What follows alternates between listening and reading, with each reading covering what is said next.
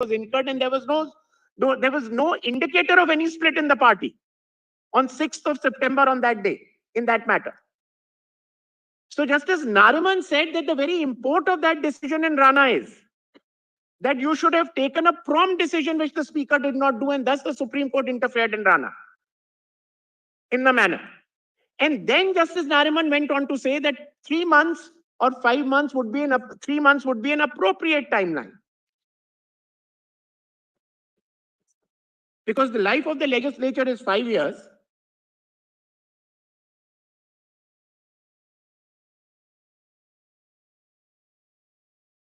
And my lords, if your lordship, that para has been read out to your lordships, if I just, for a minute, without even troubling your lordships, the lines used were, has clearly been answered, stating that a failure to exercise jurisdiction vested in a speaker cannot be covered by the shield contained in paragraph 6 of the 10th schedule, and that when a speaker refrains from deciding a petition within a reasonable time, there was clearly an error which attracted jurisdiction of the High Court in exercise of power of judicial review.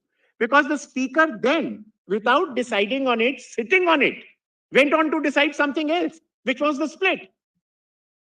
And the court said that something much later. You first decide on that particular day what happened.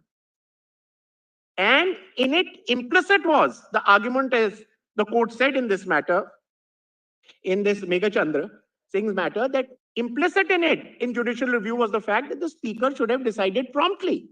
And the fact that speaker delayed that decision in Rana called for judicial review, and thus a time limit should be fixed. So my respectful submission on that would be, my lords, that even that very pertinent question of your lordships and that concern of a timeline today does stand answered in Meghachandra, irrespective of the Samvat Kumar reference which has been made. And in fact, my lords, even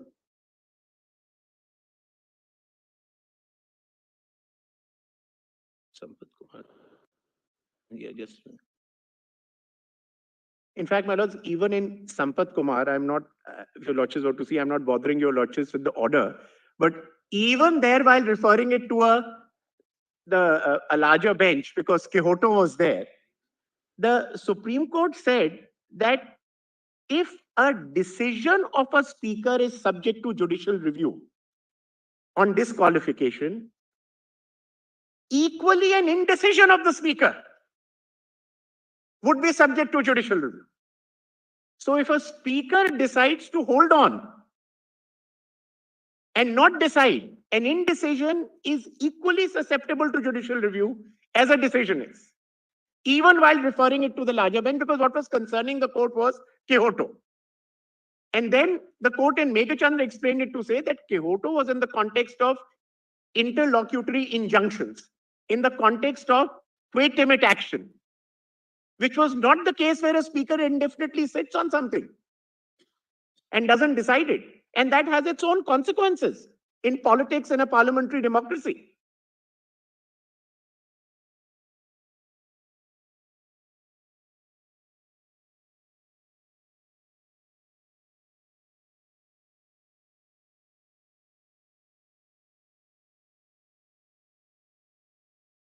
My lords, he referred it in December 16. Please, my lords. This Nariman referred it in 2016, December, for deciding this question. As he formulated, present petition raises a question of great constitutional importance, namely whether the Speaker of a legislative assembly acting under the powers granted to him under the 10th schedule of the Constitution can be ordered by the High Court exercising jurisdiction at 226 to decide a particular disqualification petition pending before him within a certain period of time. Directly the question. But then he decided the question having referred in December 16 and January 2020, Meghachandra answers the question. This reference is a two-judge bench. I think he is right in. And he, my lords, refers to the facts of Rana. Because in Rana, the facts were that the speaker failed to exercise some jurisdiction which he ought to have exercised on that day, and went ahead and recognized the split in the party.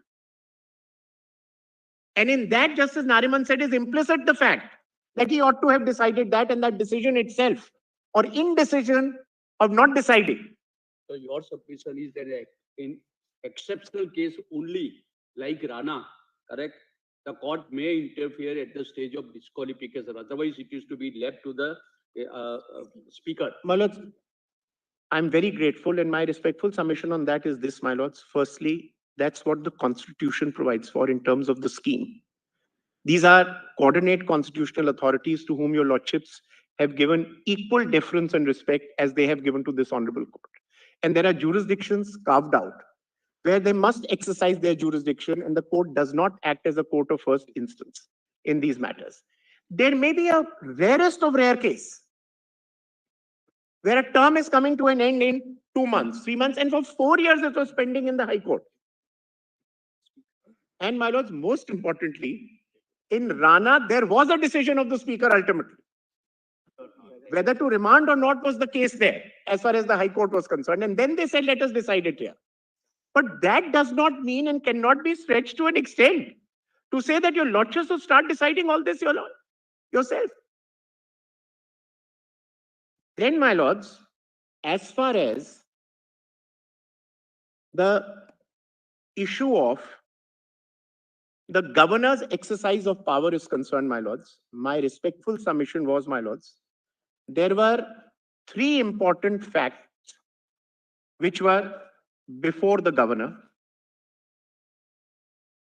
1, 7 independent MLAs withdrew support to the government.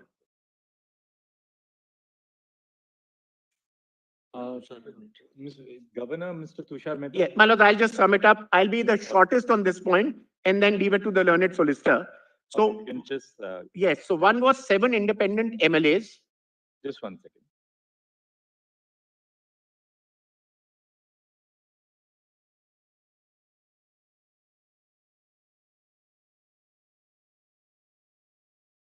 Yes, what were you saying the governor had before him? The cogent material, my lords, to call for a floor test is what your lordships are looking at, was 7 independent MLAs withdrew support to the government. 34 Shiv Sena MLAs sent a resolution where the party, the political party, as per them, and the legislature party reflected on and said that there's huge discontent within the party for politically opposed ideologies, discontent within party workers, large section of the party, sent that, and the faith in the coalition government was doubted or questioned, any continuance with the coalition government. And thirdly, the leader of the opposition also notified the governor that the government in power did not enjoy the majority on the floor of the House.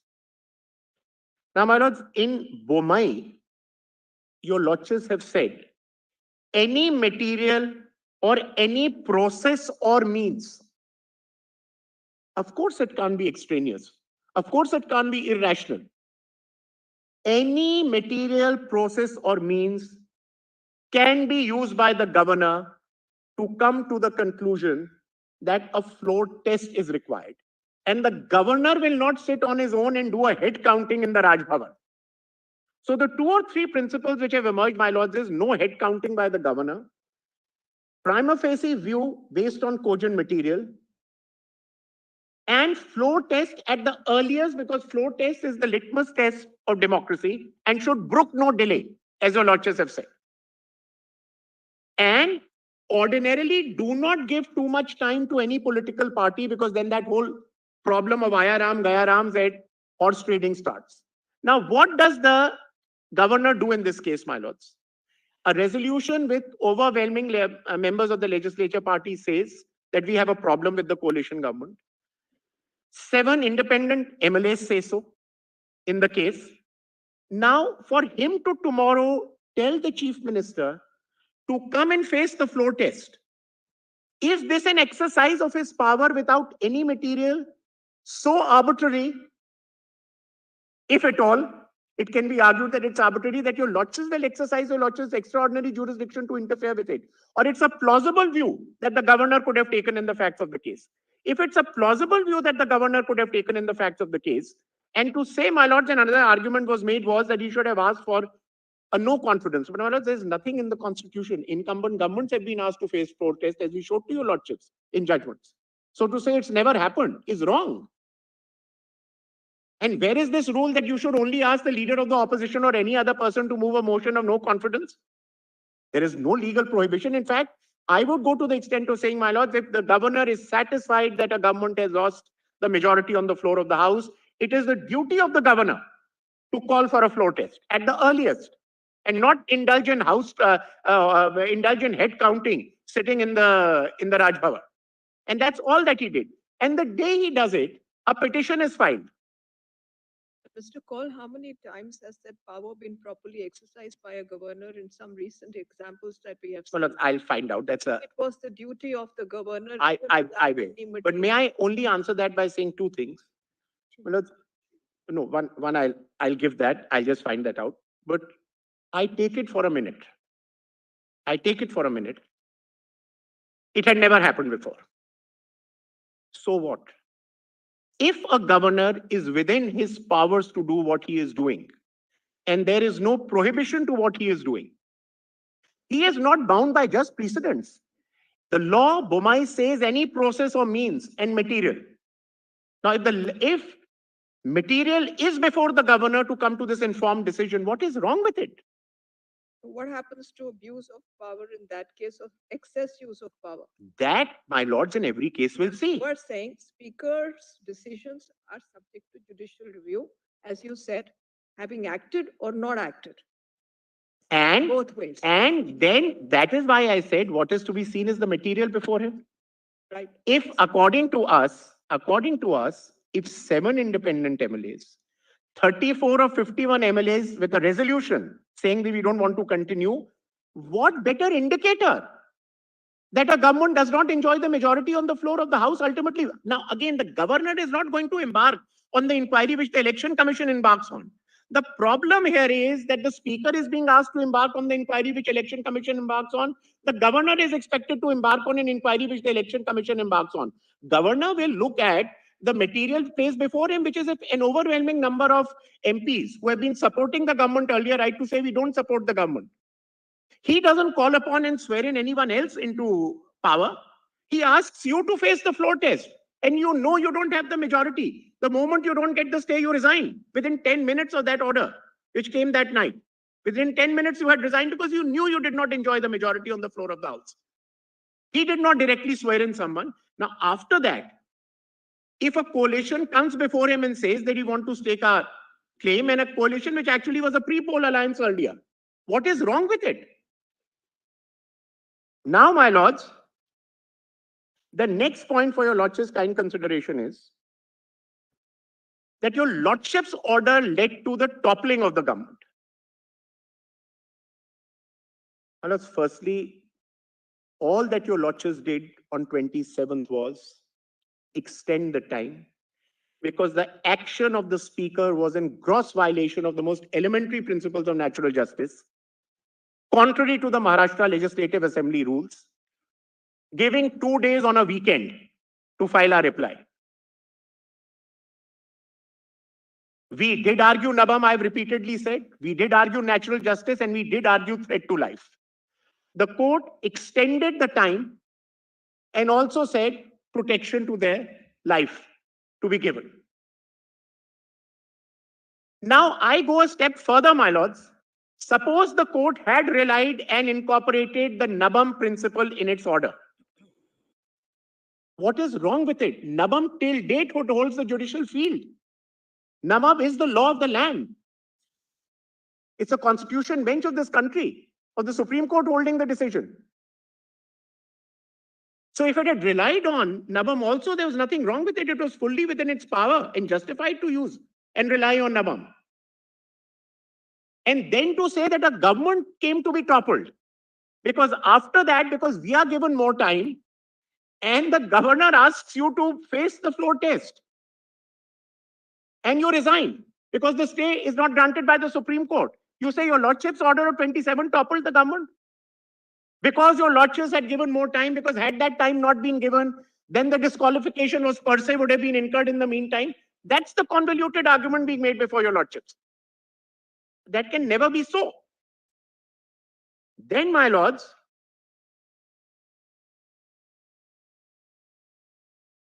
came the 29th order. Now, 29th order, my lords, when they came and said, apart from the fact that it said, subject to the proceedings on trust vote on 30th of June 2022,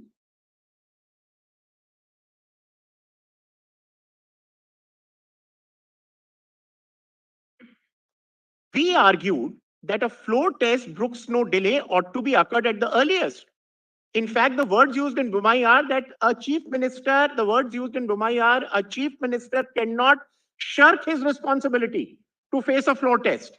And if he refuses or shies away from a floor test, it's a prima facie view that he's not confident that he enjoys the majority in the House. So what did the governor do? Said face a floor test. The Supreme Court said, how can we stay a floor test? Because we keep coming back round and round to the same argument. Had disqualification been decided, had time not been given, then this would not have gone through. That's not the way. Firstly, a speaker will have to take a decision, and I came on principles of natural justice. The court said give them more time. How can you say a court order led to toppling of a government? And the 29th order specifically said that the proceedings of 30th are subject to court proceedings, but nothing happened because the chief minister had resigned. After that, fresh floor test was held a few days later, where overwhelmingly the new government and the new speaker were sworn in. My lords, the EC issue I'm not touching on, that 18th meeting relied on 27, that is wrong. There were independent meetings and I haven't really gotten into the EC issues because your lordship had so indicated. And we have right through said that all this had started on 21st, which was really a culmination of the dissent, brewing for a long time and ultimately culminated in that resolution on that day.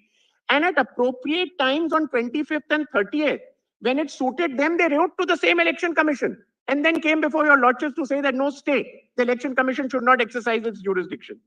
My lords, as far as the Nabam, give me the case law. No, this one. My lords, as far as the Nabam issue is concerned, my lords, again, that is something that I don't need to, we've addressed your lordships extensively on. And the principal concern, my lords, there was one, and especially when para 238 onwards and Justice Mishra dealt with it, was that constitutional proprietary demands that after the introduction of the 10th schedule, if that speaker within the period of the notice and the date when it's actually held alters the pool, what happens? And they relied on what in the Constituent Assembly debates, including Dr. Ambedkar's reference to the 179C of the then members. The then member argument, my lords, even then emphasized on not just present on voting, but the emphasis was on the pool of the House. Now, that is the exact principle which Nabam also follows. That if between the day of the notice to the date when the resolution is moved, if you alter the pool, you do not then reflect the correct composition of the House because you've altered it in a manner to suit yourself. And there is a conflict of interest as far as that is concerned. Now, my lords, an argument which was sought to be then made was that Article 181 provides that the speaker cannot preside over the House only on the day of the resolution of the removal of the speaker and not from the date of his removal as communicated. That was the argument on 181 made. But what is 181? 181 is also an argument to say that you cannot be a judge in your own cause. You should not on that day, for instance, not count certain votes, carry it out in a manner. The very principle of 181 is what is also applied. If at all 181 serves my argument, furthers my arguments, because what Nabam says is that given the introduction of the 10th schedule, there would be a clear conflict of interest.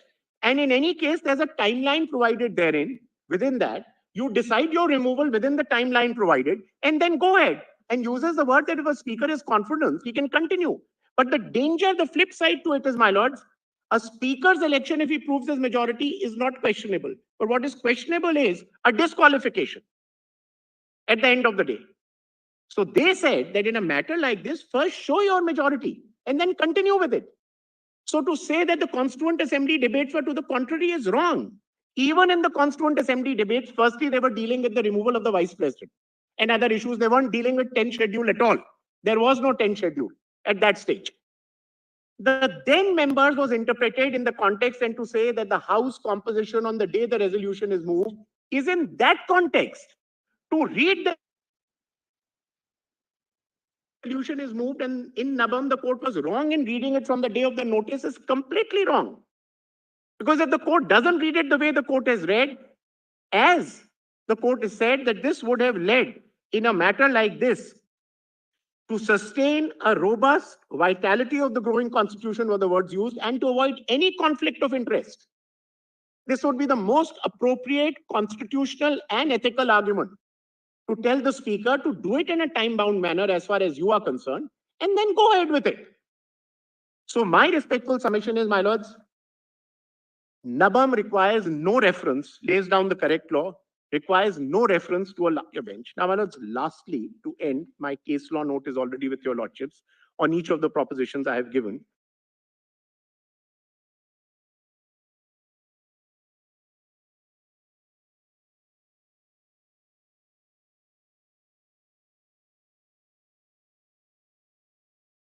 So, my lords, effectively, if everything that is annulled is their argument,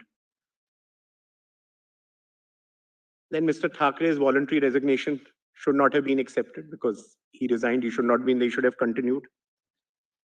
The governor should not have acted in his constitutional capacity to invite the largest party, as it then saw, or the coalition, to come and form a government. The confidence motion in the House, reiterating overwhelmingly the faith in the new government and the new speaker, needs to be reversed. The governor ought not to have administered the oath of office to Mr. Shinde. The speaker ought not to have been elected by the House, not once, confidence reinforced in him again. So everything needs to be annulled, because everything relates back to that one day when disqualification was incurred, and because the speaker was not, or the deputy speaker was not allowed to decide that, everything that has happened is vitiated. And in the process, whether you refused to face the floor test, you did not have the confidence of the House, is all immaterial. And a government which overwhelmingly proves its majority, everything should be annulled. And despite all the law that your lordships have laid down, that every member is entitled to vote on the floor of the House, irrespective of the disqualification pending, should all be ignored. My lords, in Navam, I must also lastly point out to your lordships, subject to correction, I am instructed to say that apparently a review was also filed against the judgment in Navam, raising the same grounds of challenge. And it also raises the same interpretation of all the then members to be the date on which the vote takes place, and the Article 181 argument, and that review was also dismissed. Now, my lords, is it fair to re-agitate the same issue all over again before another constitution bench? Is another argument for your lordships' kind consideration. My lords, I'm extremely grateful. Your lordships are kind enough to call upon me again. I'm very grateful for that. Thank you, Mr. Paul. I'm very Yes, grateful. Mr. Jethwani.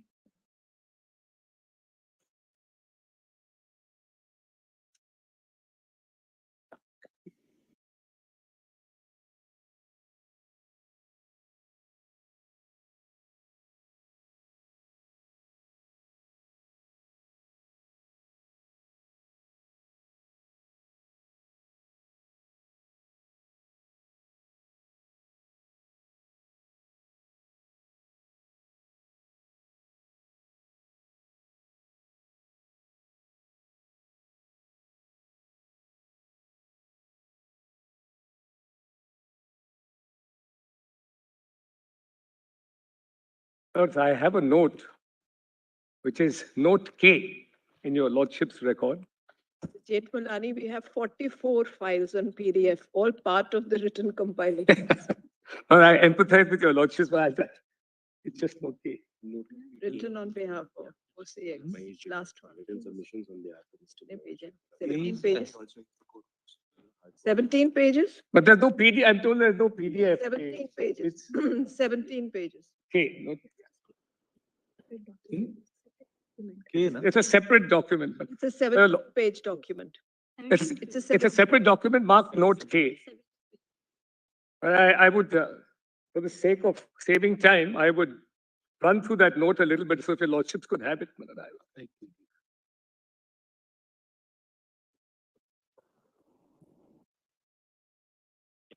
Lordships got it? can run to the I beg your pardon, madam?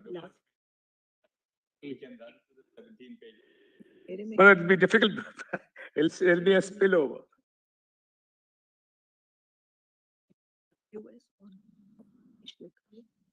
ये मुझे में नहीं है, download कर देंगे।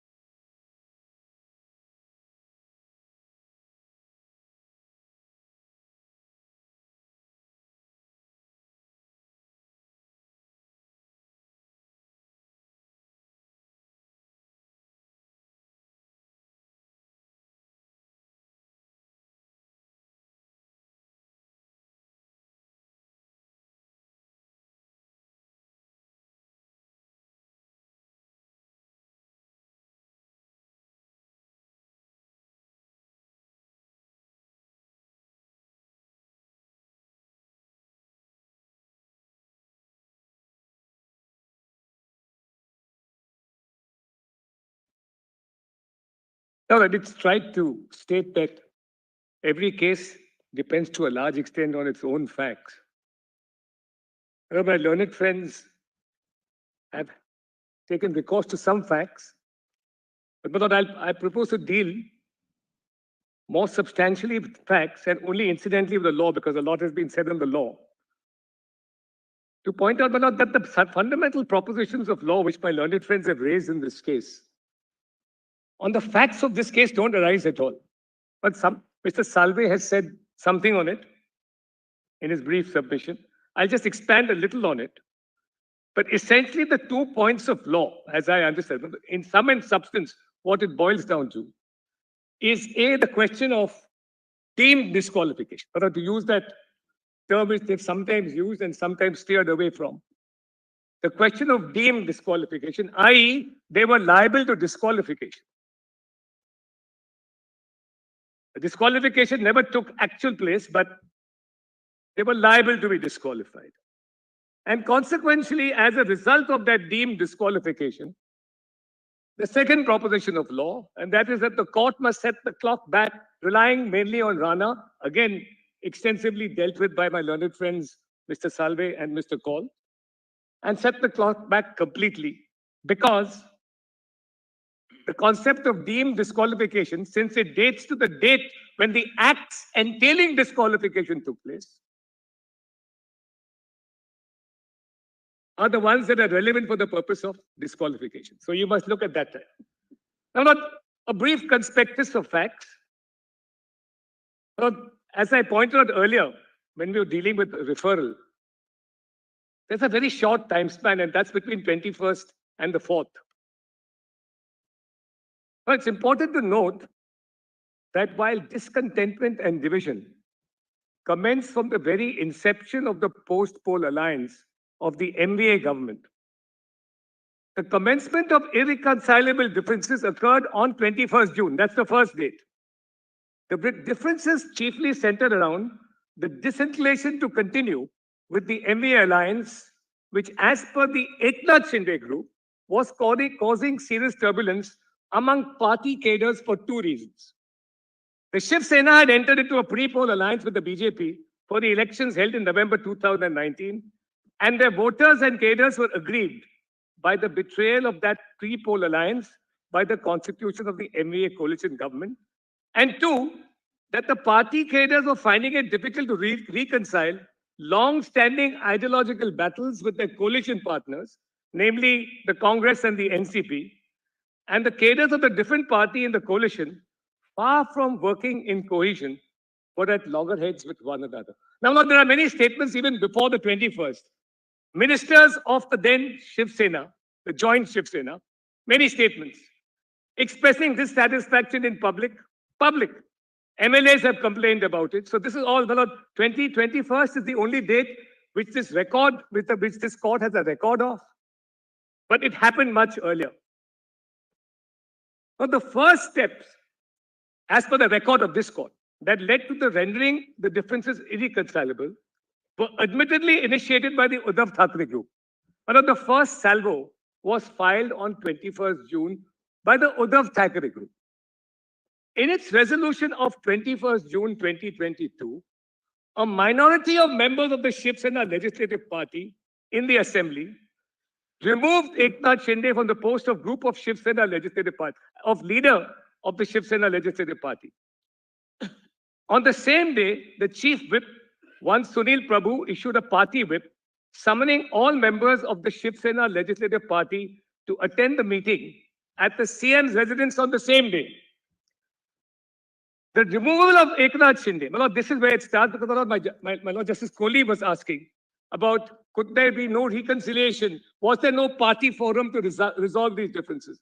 The first salvo that was filed was on 21st June, and it was a very drastic salvo filed.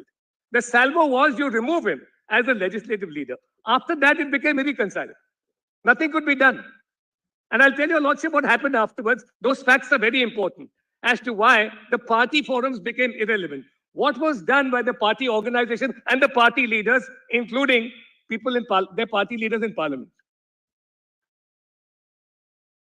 The removal of Eknath Shinde as a leader of the legislative party indicated an intention on the part of the Uddhav Thackeray faction to escalate a simmering dispute to a point of no return. Now, neither the resolution nor the whip issued by the Chief Whip were communicated to any of the Shiv Sena MLAs who were not signatories to the resolution. Eknath Shinde and the other MLAs only learned about the resolution and the whip on 21st June through media reports of the same day. On its part, the Eknath Shinde group, consisting of 34 MLAs, passed a resolution on the same day setting out various grievances with the party leadership for forming the MVA government and the impact that it had on the party, its organization, cadre, and voters. Now, not all this has been read, so I'm not going to read in detail. But your Lordships will recall that the letter of 21st June was a response by Eknath Shinde to his removal, in which he pointed out that it was not just the legislators, but it was also the cadres who were disappointed. So the organizational disappointment along with the legislator disappointment were both highlighted in that letter of 21st June, which, as I said, was a response to their letter. By the resolution, 34 MLAs reaffirmed Shinde as the leader of the Shiv Sena Legislative Party, removed Sunil Prabhu as the Chief Whip with immediate effect, and appointed Mr. Bharat Gogable as Chief Whip in his place. The resolution was sent, this is important, my lord, the resolution was sent and received by the Governor of Maharashtra. So the Governor of Maharashtra, to answer again, my Lord Justice Kohli's, had his first intimation of a simmering dispute on the 21st June. The resolution was sent and received by the Governor of Maharashtra, the Deputy Speaker of the Legislative Assembly, and the Secretary of the Maharashtra Legislative Assembly, both by email and a hard copy. The 34 MLAs on the same day, we're still on 21st June, also sent a notice to the Deputy Speaker, Mr. Zirwal, of intention to move a resolution for his removal under Article 179C of the Constitution, read with Rule 11 of the Maharashtra Assembly Rules. And I'll read those rules in a minute, because they are quite important. They deal with the 14-day period notice prior to consideration. And the rule and the article are both mentioned in that letter sent to the governor and the Deputy Speaker. On the ground that he no longer enjoys the support of the majority of the House and accordingly has lost his right to continue as Deputy Speaker, in view of the decision in Nabam Rebia, the Deputy Speaker was requested to refrain from acting as Deputy Speaker till such time as he could prove the support of the majority in the House. Now, my lord, what are the contentions of the petitioner? First, that if the respondent had a grievance with the party leadership, he ought to have sorted it out within the party and not sent the notice under Article 179C to the Deputy Speaker.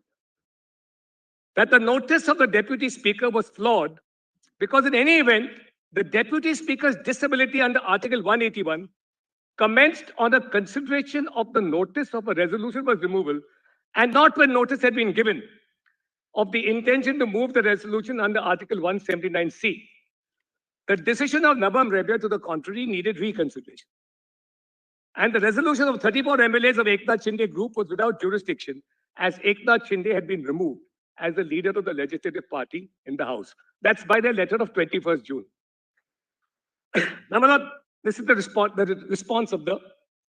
As regards the reply to 2.1 above, the question of resolving grievances against the leadership within the party did not arise, as the party leadership had precipitated the issue and made any reconciliation impossible by unilaterally and illegally removing Eknath Shinde as leader of the legislative party. Well, no hearing, no notice, nothing. This unilateral removal had to be viewed as a hostile act, which would be followed by more serious consequences.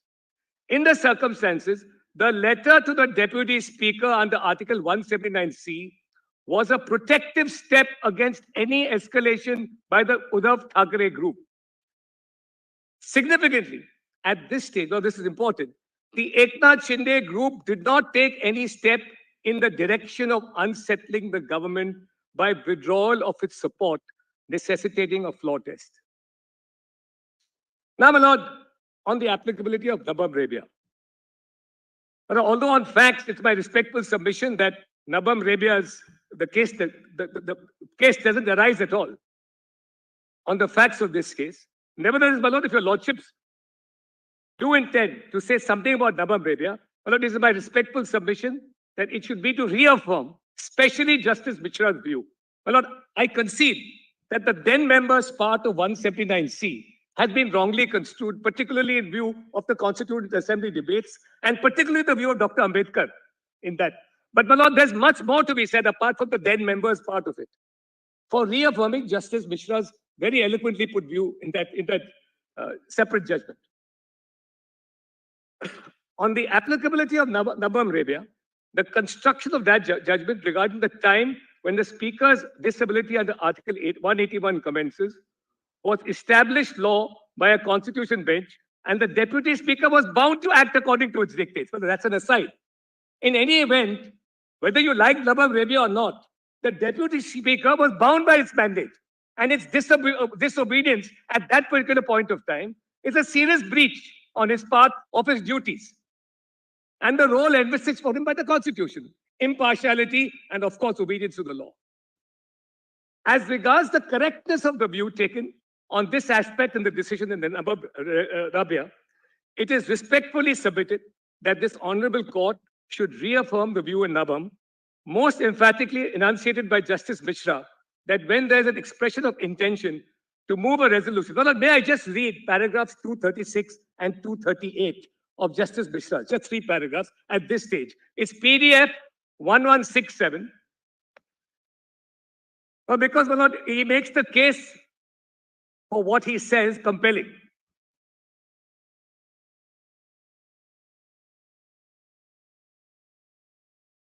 236.